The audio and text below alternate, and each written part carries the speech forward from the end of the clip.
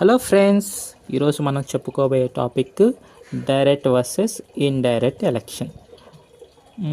Direct అంటే నేరుగా elect చేయడం, ఇండైరెక్ట్ అంటే ఇండైరెక్ట్గా, అంతేనే కదా. సో డైరెక్ట్ అంటే ఏంటి, ఎవరు వస్తారు, ఇండైరెక్ట్ అంటే ఏంటి, ఎవరు వస్తారో చెప్పుకుందాం. డైరెక్ట్ ఎలక్షన్ అంటే మనం అందరం సిటిజన్స్ కదా, మనం పీపుల్ ఆఫ్ ఇండియా. ఈ ప్రజలందరూ కలిసి ఒకరిని ఎన్నుకుంటే ఒకరిని ఎన్నుకోవటం. మే ఒకరిని ఎన్నుకోవడం అంటే ఎలా అంటే, మనకు ఓటింగ్ సిస్టమ్ ఉంటుంది కదా. సో ఎలక్షన్స్లో పార్టిసిపేట్ చేస్తాం.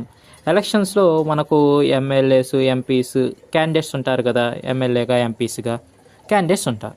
సో మనం ఎలక్షన్ బూత్ దిగుడు పోయేసి అక్కడ మనం వీళ్ళకి ఓట్ చేస్తాం. వాళ్ళల్లో ఎవరైతే మెజారిటీ ఆఫ్ ఓట్స్ వస్తాయో వాళ్ళే మనకు విన్ అనమాట. ఆ క్యాండిడేట్ మనకు ఎమ్మెల్యే అవుతారు. ఒకవేళ ఎంపీ ఉంటే ఎంపీ క్యాండిడేట్ అవుతారు. అది డైరెక్ట్. ఇండైరెక్ట్ ఎలక్షన్ అంటే ఏంటి? ఇండైరెక్ట్ ఎలక్షన్లో పీపుల్ డైరెక్ట్గా ఓటు వేయరు. ఎలా వేస్తారు అంటే, పీపుల్ ఆల్రెడీ ఎమ్మెల్యేలు, ఎంపీని ఎన్నుకొని ఉంటారు కదా.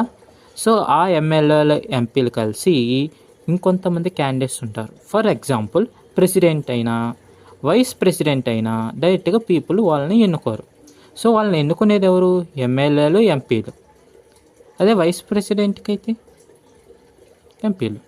సో వీళ్ళు డైరెక్ట్గా ఇండైరెక్ట్గా ఎన్నుకుంటారు కదా, ప్రజలు డైరెక్ట్గా ఎన్నుకోలేరు కదా. So this is called indirect election. దీనికి ఇంకో నేమ్ ఉంటుందండి డైరెక్ట్ ఎలక్షన్కి. That is called a first past the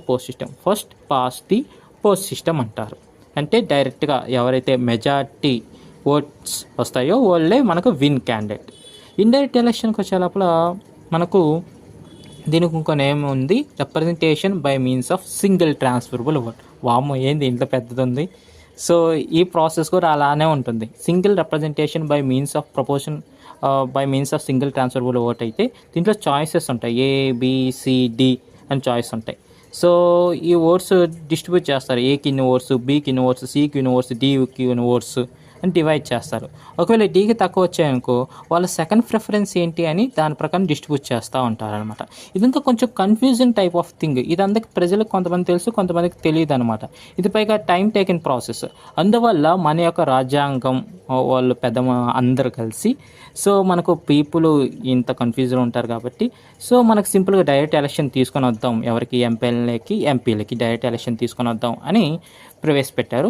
అలాగే ఎవరైతే ప్రెసిడెంట్, వైస్ ప్రెసిడెంట్ వాళ్ళని ఎన్నుకునేదానికి ఎమ్మెల్యేలు, ఎంపీస్ వాళ్ళకి ఈ ప్రాసెస్ తెలుసు కాబట్టి వాళ్ళకి ఇండైరెక్ట్ ఎలక్షన్ తీసుకొని వద్దాం అని చెప్పారనమాట. ఇదండి డిఫరెన్స్. Thank you.